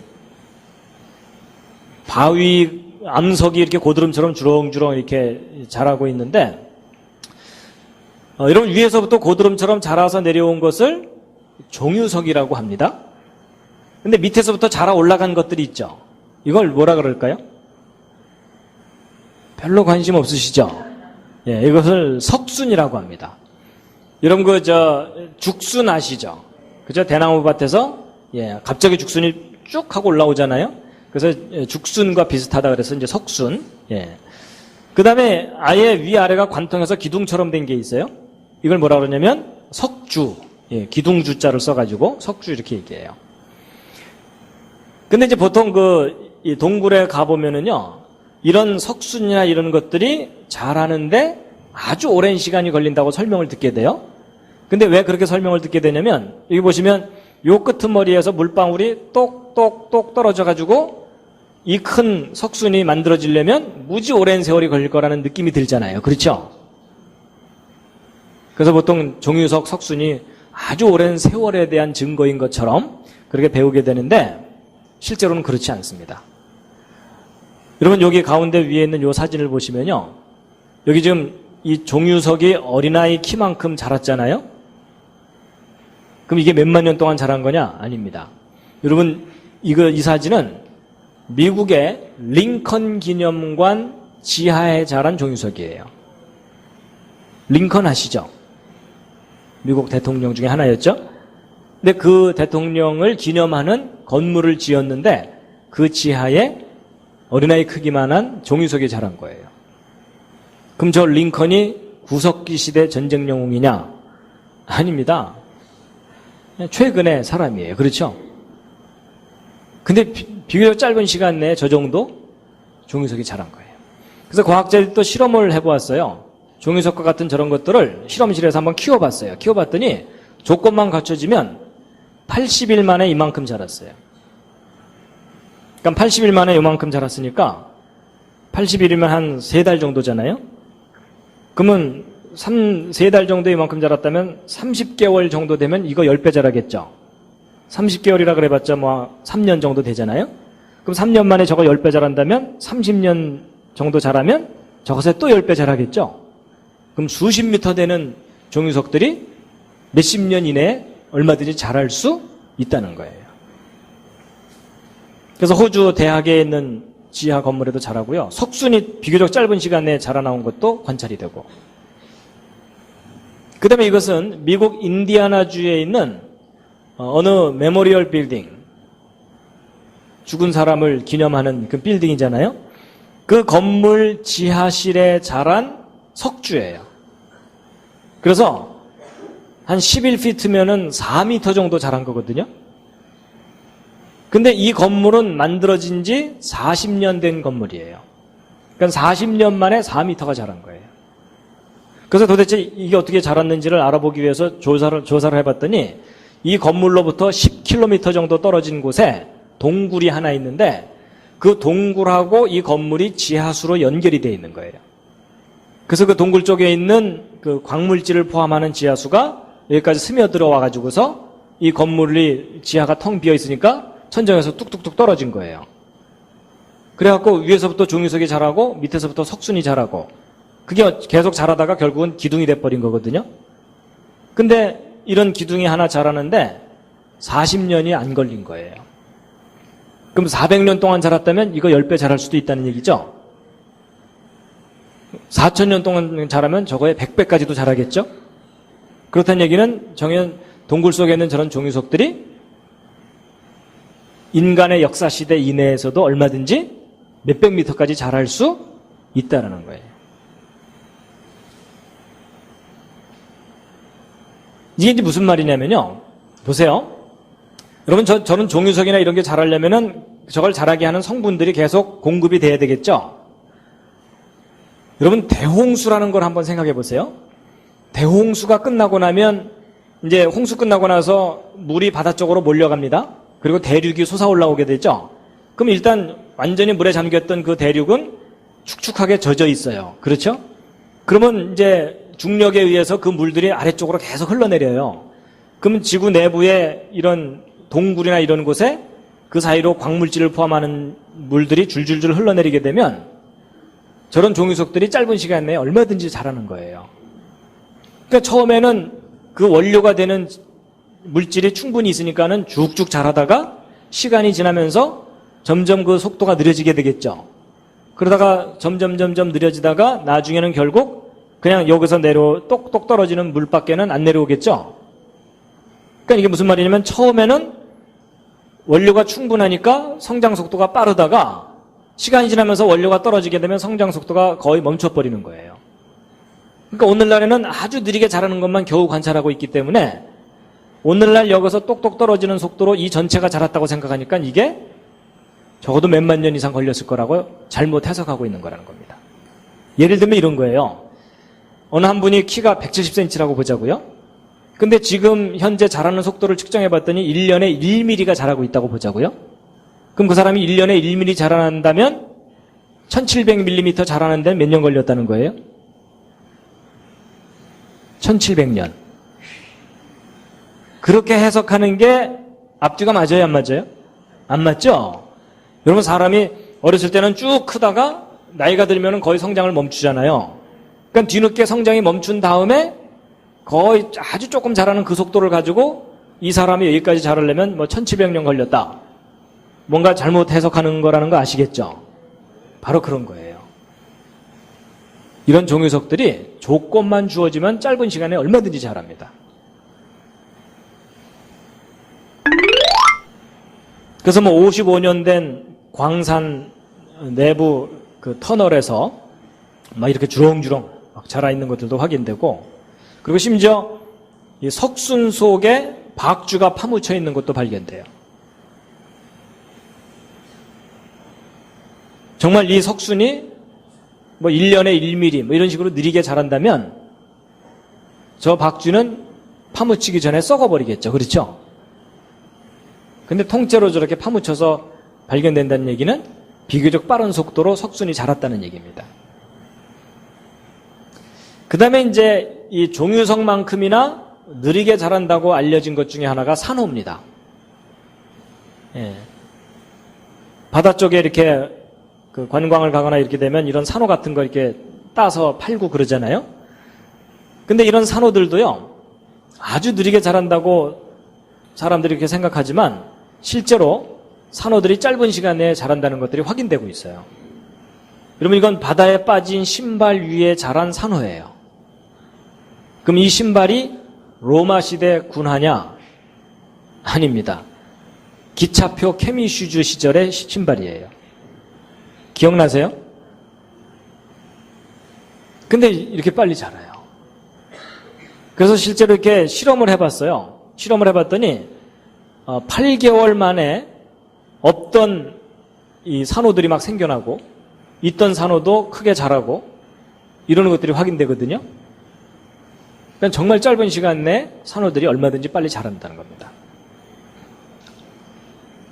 그래서 결국 우리가 진화론을 배우면서 그냥 몇 억 년이라는 것을 너무나 쉽게 받아들였는데, 여러분, 지구가 이렇게 형성되기까지는 저렇게 오랜 세월이 필요하지가 않습니다. 얼마든지 짧은 시간 내에 퇴적층도 만들어지고 화석도 만들어지고 종유석도 만들어지고 그 다음에 산호들도 자라고. 자, 그 다음에 이제 네 번째가 뭐냐면요, 표준화석 이야기인데요. 여러분, 진화론에서는 무척추동물에서 척추동물 중에서도 어류, 양서류, 파충류, 조류, 포유류 이런 순서로 진화가 됐다 그러거든요. 그런데 실제 이제 퇴적층 속에서 화석들을 발굴을 해보면 얘네들이 순서대로 진화론에서 이야기하는 순서대로 화석이 발견되면 얼마나 좋겠어요. 근데 여러분 얘네들이 순서대로 나오질 않는 거예요. 막 뒤죽박죽이 돼서 나오고 아까 보여드린 대로 막 중생대 퇴적층 속에서 사람 뼈가 나오기도 하고 막 이러거든요. 그러니까 이 진화론에서 얘기하는 그대로 화석이 나오질 않으니까 이제 골치가 아픈데, 그런데 어떤 종류의 생명체 화석들은 어떤 퇴적층 속에서 특히 좀 많이 발견돼요. 그럼 차라리 얘네들을 좀 기준으로 삼자 이런 거예요. 그렇게 정해놓은 게 표준화석이에요. 그래가지고 여러분 이 공룡은 대표적인 중생대 표준화석입니다. 그래서 공룡 화석이 발견되면 진화론을 주장하는 사람들은 무조건 중생대예요. 그 퇴적층은. 그래서 어떤 시대를 나타내주는 화석, 그걸 표준화석이라 그러거든요. 근데 이제 지난번에 제가 공룡이 중생대에 살았던 동물이 아니고 인간 역사 속에서 함께 살았다는 것을 확인시켜 드렸죠. 그렇기 때문에 공룡은 더 이상 중생대 표준화석이 아니에요. 표준화석이 될 수가 없어요. 그래서 이제 이 공룡은 이제 지난번에 확인해 드렸고요. 이제 이 고생대 표준화석들을 좀 잠깐 보실 텐데요. 자, 이 고생대 표준화석들 중에 대표적인 것들이 바다나리, 암몬조개, 그리고 스트로마톨라이트, 삼엽충 뭐 이런 것들인데요. 먼저 이 바다나리부터 보시겠습니다. 여러분 이게 이제 바다나리 화석들이거든요. 그래서 이게 이 바다나리 화석인데요. 이 나리가 그 백합 종류를 나리라고 하죠. 그렇죠? 그 중에 노랗고 조그만 나리를 개나리라고 하죠. 그래서 이제 나리라는 얘기는 그 백합 비슷하게 생긴 거라 그래갖고 이게 뭐 바다나리 이러니까는 저게 식물인 것처럼 사람들이 생각하는데 분류상으로는 동물에 분류한다고 합니다. 제가 이제 한 군데 붙어서 고착 생활도 하고 또 돌아다니기도 하고 뭐 이러는데 어쨌든 이게 바다나리 화석이거든요. 그랬더니 어떤 분이 이걸 끝까지 배추 화석이라고 우기시는 거예요. 그게 아니고 이제 바다나리 화석인데요. 그래갖고 이제 이런 화석이 발견되면 와, 고생대, 지금부터 수억 년 전에 살았었던 이 바다나리 화석이다. 이래갖고 이제 박물관에 전시해놓고 그래요. 근데 여러분 오늘날 똑같은 게 살고 있어요. 수억 년 전에 살았다고 하는 바다나리나 지금 살고 있는 거나 똑같이 바다나리예요. 그랬더니 어떤 분이 모양새가 다른데요 이러는데, 여러분 얘가 물에 휩쓸리면 이렇게 돼요. 근데 바다나리예요.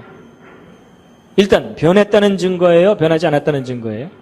변하지 않았다는 거죠. 그리고 수억 년 전에 바다나리가 살았었다고 하는데 오늘날 똑같은 게 살고 있다는 얘기는 뭐 수억 년 전에 살았을지는 모르겠지만 그 이후로 계속 살아왔다는 얘기죠. 그렇다면 이거 화석이 발견되면 고생대 이렇게 말할 수가 있어요? 안 되죠. 그러니까 이 화석이 발견됐다 그래서 무조건 고생대 이렇게 해석하는 건 틀린 생각이겠죠? 그럼 바다나리가 표준화석이에요? 아니에요? 표준화석일 수가 없는 거예요. 그 다음에 이제 암모나이트라 그래가지고 암몬조개 아까 잠깐 보셨는데요. 이 암몬조개의 사촌쯤 되는 것이 앵무조개라는 거예요. 그래갖고 이런 것들이 이제 얘네들은 썩질 않으니까 이제 화석으로 발견되기도 하고 그러거든요. 근데 이런 이제 앵무조개 화석이 발견되면 이것도 뭐 지금부터 뭐 1억 년, 2억 년 전에 또는 몇 천만 년 전에 지구상에 살았었던, 그리고 지금은 멸종된 화석이다 이렇게 이제 했었는데 오늘날 똑같은 게 살고 있는 게 확인되고 있어요. 필리핀 근처에 팔라우라고 하는 섬에서 잘 살고 있어요. 근데 몇 천만 년 전에 살았다고 하는 거나 지금 살고 있는 거나 똑같아요. 아까 말씀드린 대로 변하지 않은 거예요. 그리고 이제 이 스트로마톨라이트라는 게 있는데요. 언뜻 보시기에 뭐 바위덩어리 이제 단면처럼 보이지만 이게 박테리아가 우글우글 번식해 갖고서 덩어리가 진 겁니다. 여러분 그 우유나 뭐 요구르트 같은 거 오래 놔두면은 그 안에 덩어리 지죠. 그렇죠? 그런 것처럼 이제 조그마한 생명체들이 막 번식해서 덩어리 져서 이제 살게 되는 거거든요. 그게 이렇게 화석으로 남아 있는데 이 스트로마톨라이트는 이제 진화론을 주장하는 사람들이 나름대로 중요하게 여기는 이유가 뭐냐면 여러분, 이 지구상에 생명체가 전혀 없다가 진화론에 의하면 맨 처음 생명체가 만들어지기 시작할 때는 나름대로 이제 뭐 생각해 봤더니 우리가 숨 쉬는 이런 공기 속에는 산소가 들어있죠. 근데 이 공기 중에 산소가 있으면 생명체가 저절로 만들어질 수 없다고 보고 있어요. 그래서 과거에는 아주 원시 상태에서는 이 공기 중에 있는 그 원소들이 질소나 산소가 있었다기보다는 수소, 메탄, 암모니아 이런 환원성 기체라고 하는 것들이 지구 대기를 이루고 있었다라고 진화론자들이 얘기를 해요. 근데 이렇게 환원성 대기 상태에서 산소가 있는 산화성 대기로 바뀌었다고 하거든요. 그러면 없던 산소를 누군가가 만들어내야 되잖아요. 그렇죠? 그래갖고 이 원시 생명체 중에 하나인 이 시아나 박테리아들이 광합성을 해가지고 지구상에 산소를 공급해 준 거다. 이런 식으로 설명을 해요. 하여튼 이해는 잘 안 되실지 모르지만 이제 그렇다고 합니다. 그래갖고 이 시아나 박테리아들의 그 화석 발견되면 뭐 지금부터 몇 억 년 전에 한 10억 년 전쯤 생명체 진화 초기에 지구상에 산소를 만들어 주었던 아주 고마운 그런 생명체 화석이다 이러면서 그냥 박물관에 아주 귀하게 모십니다. 그래서 보통 그 미국의 이제 박물관 저도 가봤더니 지구의 역사를 쫙 얘기하면서 진화 초기에 있었던 생명체이기 때문에 막 지금부터 10억 년 전에 지구상에 출현했던 거다. 뭐 이런 식으로 이제 설명을 해놨어요. 근데 얘가 살고 있는 게 확인되고 있어요. 지금 지구상에. 이 카리브해 연안에서 잘 살고 있어요. 여러분, 이건 타임머신이 아닙니다. 그러니까 얘네들이 화석으로 발견되면 막 10억 년 막 이렇게 연대를 매기는데 오늘 똑같은 게 이렇게 살고 있는 거예요. 호주에서도 잔뜩 살고 있어요. 호주 서쪽에 상어만이라고 하는 상어들이 자주 출몰을 한다고 하는 그 바닷가에 잘 살고 있어요. 그래서 과학자들이 이거 다 샘플 채취해서 연구도 하고 그러고 있는데 그러면 뭐 10억 년 전에 지구상에 출현했는지 어땠는지 모르겠지만 어쨌든 계속 살아왔다는 얘기잖아요. 그렇죠? 그렇다면 얘네들이 화석으로 발견된다 그래서 그게 무조건 다 막 고생돼 이렇게 얘기할 수가 없다는 거잖아요. 결국 표준 화석일 수 없다는 거예요. 그 다음에 이제 삼엽충이 있어요. 이 삼엽충도요, 고생대 캄브리아기 뭐 이런 시대의 대표적인 화석이로 이제 사람들에게 알려져 갖고 이런 화석들이 발견되면 뭐 5억 4천만 년 전에서 5억 1천만 년 전에 지구상에 살았었다. 이렇게 박물관에 이제 설명해 놓고 그러던 거예요. 근데 여러분, 이 어느 삼엽충 한 마리의 기구한 운명을 소개해 드리면은요. 여러분, 미국에서 발견된 발자국 화석이에요. 근데 맨발 자국도 아니고 남학신 자국입니다. 샌달. 그러니까 적어도 지능을 가진 사람이 살았던 흔적이잖아요. 그렇죠? 근데 이 샌달 자국 뒤꿈치 부분에 뭔가 하나 밟혔는데 그걸 확대하고 헤쳐보았더니 삼엽충 한 마리가 지그시 깔려 있는 거예요. 그러니까 수억 년 전에 살았었다고 하는 삼엽충이 사람 발에 깔려서 화석이 되어 있는 게 발견된 거예요. 그 이 오른쪽에 있는 이것은 삼엽충과 아주 유사한 종류의 이 생명체를 표본을 만들어 놓은 것.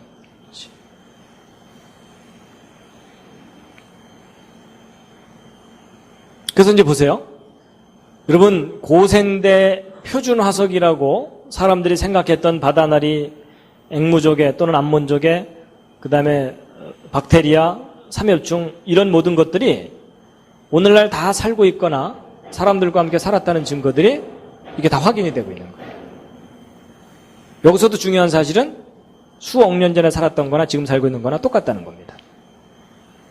그 다음에 이제 시조새와 아주 유사하게 학생들에게 진화를 믿게 만들었던 물고기 화석이 하나 있거든요.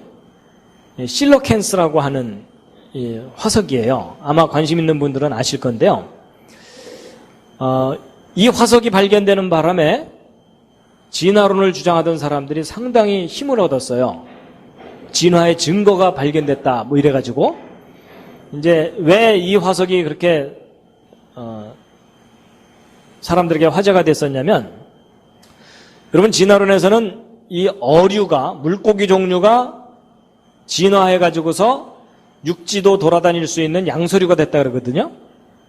근데 여러분, 이 물고기가 육지로 돌아다니려면 지느러미가 다리로도 변해야 되지만, 단순히 다리 모양으로만 변한다고 해서 육지를 돌아다닐 수가 있질 않아요. 여러분, 보통 그 수영을 해보면 아시지만요, 물속에 들어갔다가 물 바깥으로 나오려면 몸이 무겁게 느껴지는 거 혹시 아세요? 또는 물 바깥에 있다가 물속에 들어가면 몸이 가볍게 느껴지죠?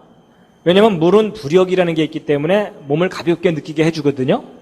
근데 물속에서만 살던 물고기가 물 바깥으로 나오려면 자기 몸을 자기가 직접 지탱을 해야 돼요. 그렇죠? 그러니까 덩치가 큰 동물이 자기 몸을 직접 지탱하려면 근육만 있어서 되는 게 아니라 뼈가 있어야 됩니다. 여러분, 제가 이렇게 자연스럽게 서서 강의를 할 수 있는 이유가 뭐냐면 제 몸에 뼈가 있기 때문이거든요. 그래서 뼈가 기본적으로 저 몸을 딱 받쳐주니까는 제가 자연스럽게 이렇게 하는 거지, 만약에 제 몸에 뼈가 없고 근육만 있다, 그럼 제가 강의할 때 어떻게 해야 될 것 같아요? 온몸에 힘을 주고 한번 일어나갖고 여러분 이런 다음에 주저앉았다가 다시 또 힘을 주고 일어나서 그동안 안녕하셨습니까? 이래야 되거든요. 그래서 여러분, 우리 몸에 뼈가 있는 것이 우리를 이렇게 자연스럽게 활동하도록 해주는 겁니다. 마찬가지로 이 물고기도 진화돼서 양서류가 되려면 지느러미가 다리로도 변해야 되지만 그 다리 속에 뼈가 생겨야 돼요. 그렇다면 진화론이 맞다면 뼈가 생기는 과정을 확인해야 되잖아요. 그런데 이 실로캐스라는 물고기 화석을 발견을 했는데 이 앞지느러미 쪽에 뼈가 들어있는 게 확인이 된 거예요. 그러니까 진화론을 주장한 사람들한테는 얼마나 반가운 건지 몰라요. 드디어 이 물고기가 물 바깥으로 진화해서 나가려고 물속에서 열심히 지느러미를 갖고 걷는 연습을 하다 보니까 지느러미 속에 뼈가 생긴 거다. 그러니까 이 물고기는 양서류의 먼 조상쯤 되는 물고기다. 그러니까 진화의 증거가 발견된 거잖아요. 그렇죠? 그래갖고 이제 이 실로캔스는 지금부터 막 6,500만 년 전에 진화 과정 중에 존재했던 물고기고 지금은 멸종했다. 그래갖고 이 화석 발견된 거를 막 박물관에 전시를 해놓고 수천만 년 전의 물고기 화석이다 이러면서 사람들이 열심히 그렇게 생각했거든요. 그런데 잡혔어요.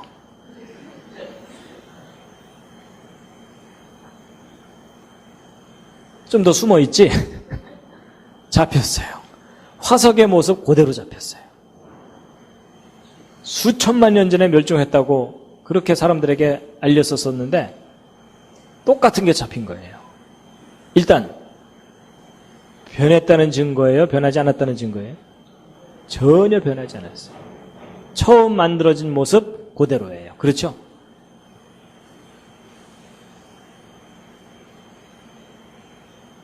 그래서 처음에는 요 아프리카 쪽에서 좀 잡히다가 요즘은 인도네시아 그쪽 근처에서도 잡혀요. 그래서 인도네시아 쪽에서 잡힌 거예요.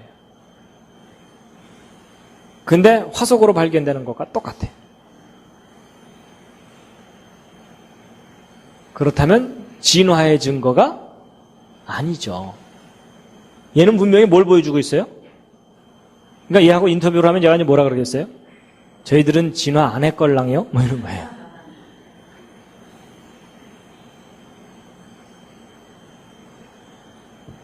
그래서 이제 이게 재밌는 게 뭐냐면 이런 거예요. 여러분, 이 유럽에 있는 학자들은 하도 진화론에 그냥 물들어가지고 온통 진화론 생각이에요. 그래갖고 이 물고기 화석이 발견되니까 6,500만 년 전에 멸종한 뭐 이러면서 막 감탄을 하면서 신기해하면서 열심히 화석을 연구하고 조사하거든요.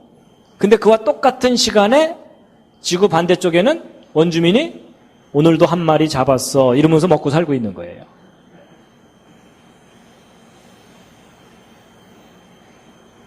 좀 어처구니 없는 상황이죠.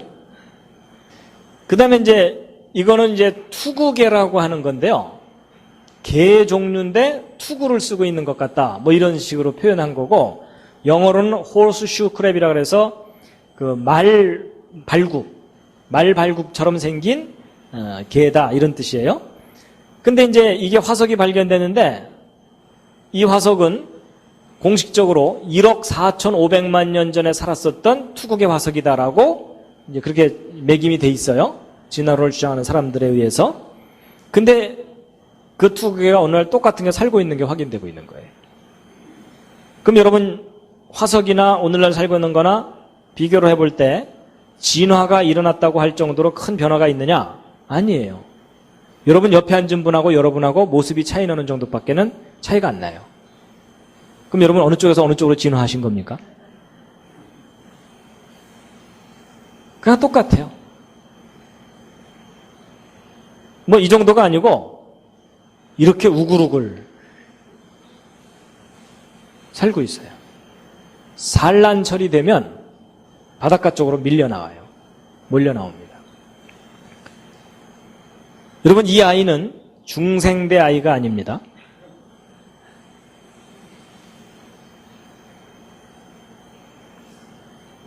그러니까 보시는 대로 진화론에서 어떤 시대의 기준이 된다고 했던 표준화석들이 확인해 봤더니 다 오늘날 똑같은 게 살고 있는 거예요. 심지어 이런 경우도 있어요. 여러분 이 아로 플레이스 아티팩트라고 하는 건데요. 진화론에서는 이 고생대 중에 이 석탄기가 있다고 합니다. 그래서 이때 식물들이 한꺼번에 하여튼 이렇게 파묻혀가지고서 석탄이 형성된 시기다 이런 뜻이에요. 그래서 오늘날 전 세계 광산에서 캐내지는 석탄들의 대부분이 이 석탄기 때 형성된 석탄들이다라고 보고 있거든요. 근데 이 석탄기는 고생대에 해당되고 이때는 이 척추동물들이 출현하기 시작하고 양서류나 뭐 이런 종류가 출현했을 때쯤이라고 보고 있어요. 근데 이 석탄기 퇴적층 속에서 석탄 덩어리 속에서 쇠그릇이 나온 거예요. 근데 여러분 이 쇠그릇은 적어도 사람 정도의 지능을 가진 존재만이 만들 수 있는 거잖아요. 근데 놀랍게도 이게 석탄기 퇴적층 석탄 덩어리 속에서 나온 거예요. 그럼 진화론 주장을 그대로 하려면 뭐라고 해석해야 되죠? 양서류들이 쇠그릇을 만들어서 문화생활을 했다 이렇게 해야 돼요. 뭐가 앞뒤가 안 맞는 거 아시죠? 그래서 요 밑에 요 편지 같이 생긴 요건 뭐냐면요. 이거 발견한 사람들이 이거 확인하는 글을 쓰고서 서명한 거예요. 그래서 1912년도에 미국 오클라호마주에 있는 윌버턴 근처 탄광에서 나온 쇠그릇인데요. 그 자초지종을 얘기하고 맹세를 한 맹세문 같은 건데 여기 대충 보시면은 전력회사에서 근무하던 사람이 석탄 덩어리 한 개가 너무 커갖고 그걸 좀 잘게 부수려고 큰 쇠망치로 깨트렸는데 그 쇠그릇이 석탄 조각에다가 자국을 남기면서 나온 거예요. 그러니까 석탄들 사이에 있던 게 아니고 석탄 덩어리 속에 들어있던 쇠그릇이에요.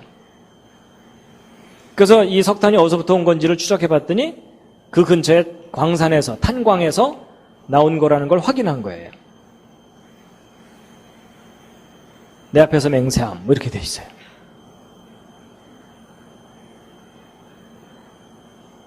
그럼 여러분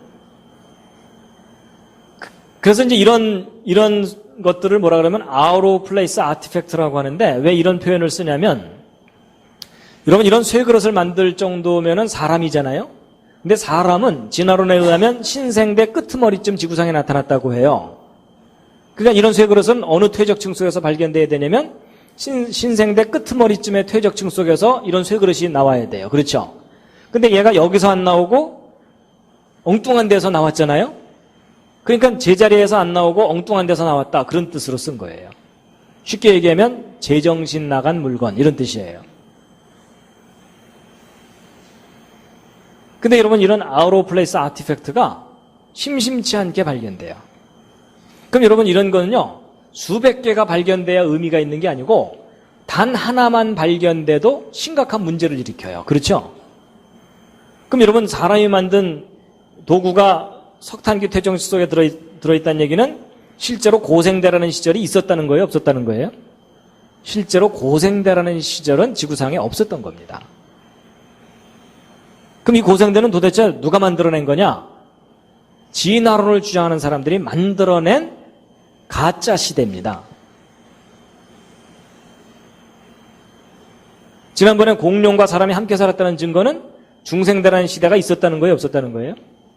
없었다는 거예요. 그러니까 여러분 우리가 학교에서 그렇게 열심히 배웠던 고생대, 중생대, 신생대라는 이런 시대는 진화론이 만들어낸 허구적인 시대이지 실제 지구 역사 속에 있었던 시대가 아니라는 거예요.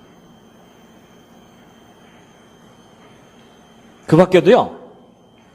중생대 백악기 퇴적층 속에서 망치가 발견됐어요. 중생대 백악기면은 공룡 살았다는 시대거든요. 그래서 이게 요 망치가 발견되기 직전에 깨트리기 전의 모습이에요. 그러니까 속에 파묻혀 있던 거예요, 이것도. 근데 딱 깨트리고 났더니 속에 망치가 발견된 거예요. 이 발견된 현장이고.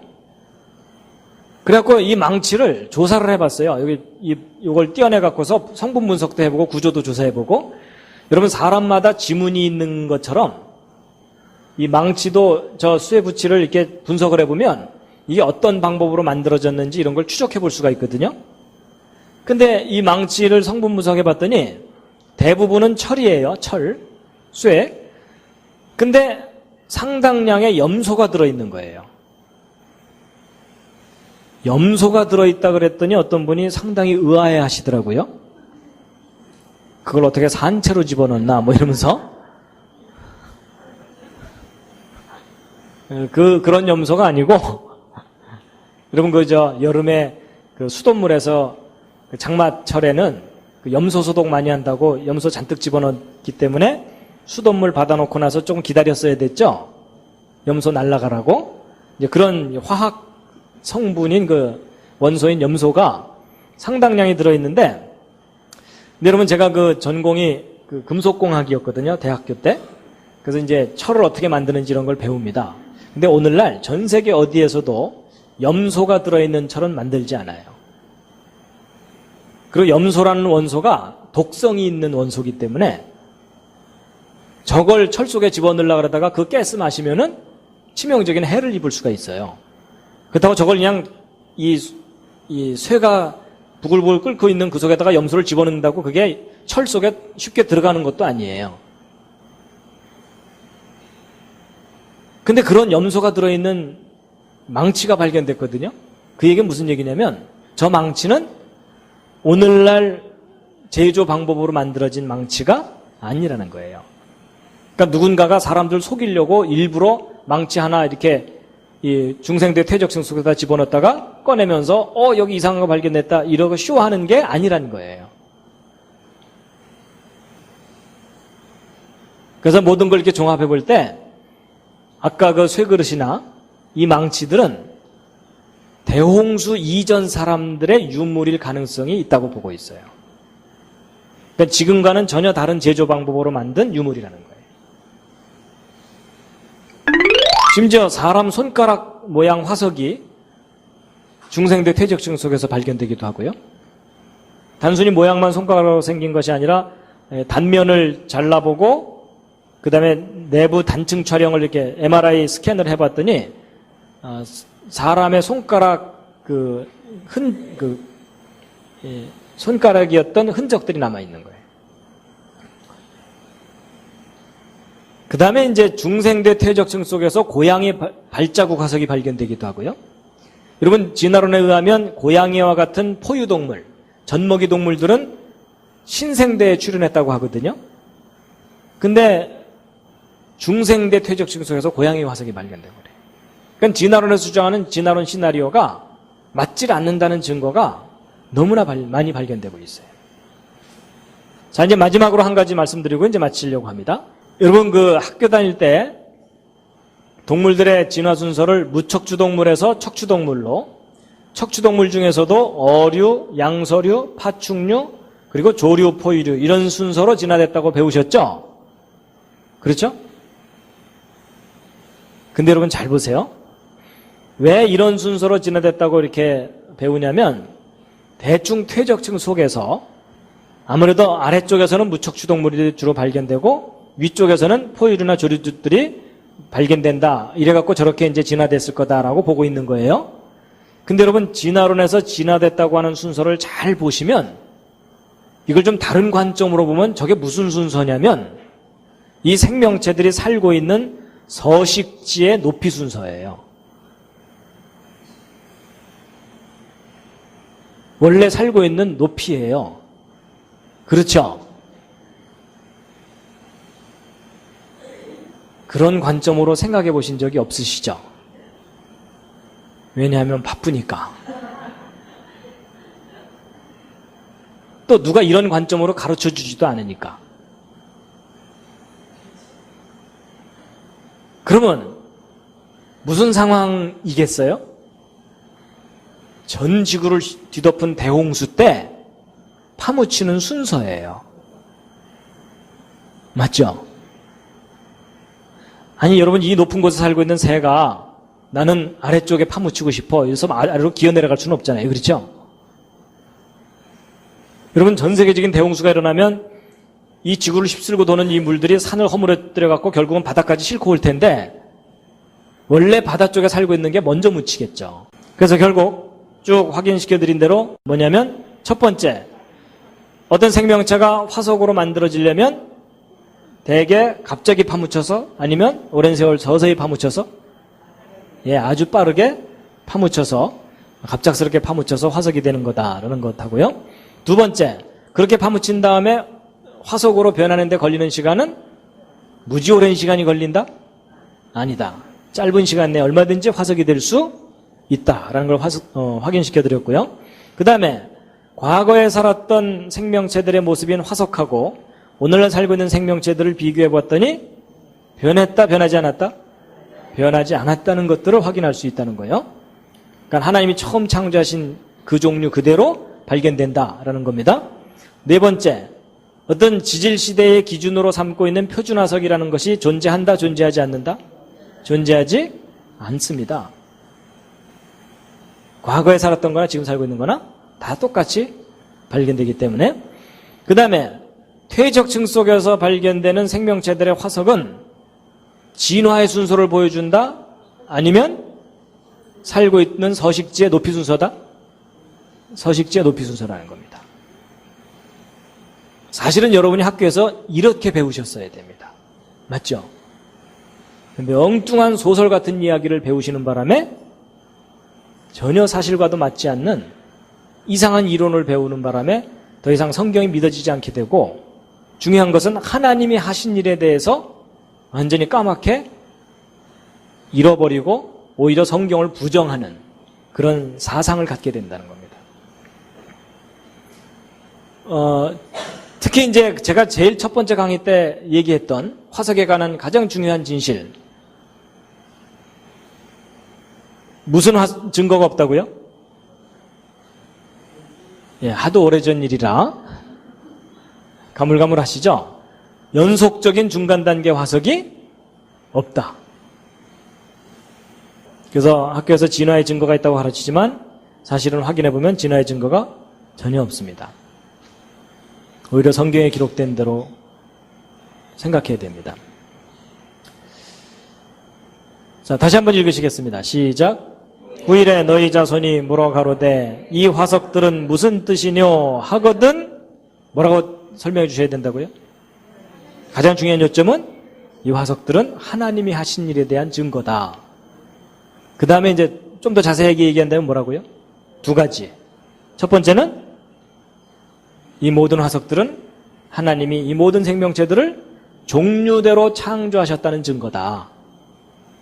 또 하나는 이 모든 화석들은 하나님이 이 세상을 물로 심판하신 그 큰 사건에 대한 증거들이다 라고 가르쳐 주면 된다는 겁니다.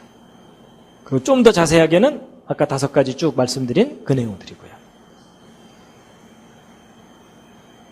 그래서 지금부터 수천 년 전에는 하나님께서 물로 심판하셨는데요.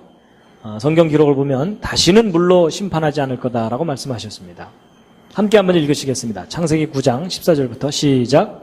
내가 구름으로 땅을 덮을 때에 무지개가 구름 속에 나타나면 내가 나와 너희와 및 혈기 있는 모든 생물 사이에 내 언약을 기억하리니 다시는 물이 모든 혈기 있는 자를 멸하는 홍수가 되지 아니할지라. 무지개가 구름 사이에 있으리니 내가 보고 나 하나님과 땅에 무릇 혈기 있는 모든 생물 사이에 된 영원한 언약을 기억하리라. 그래서 다시는 물로 심판하지 않겠다고 하셨는데요. 그렇지만 우리 주변에 홍수는 있죠. 그게 무슨 말이냐면 지구 전체를 완전히 멸망케 하는 홍수는 다시는 일으키지 않으시겠다는 얘기입니다. 조그마한 홍수 안 일으키신다는 얘기가 아닙니다. 처음에 꽃다발 다시 한번 드립니다. 수고 많으셨습니다. 예.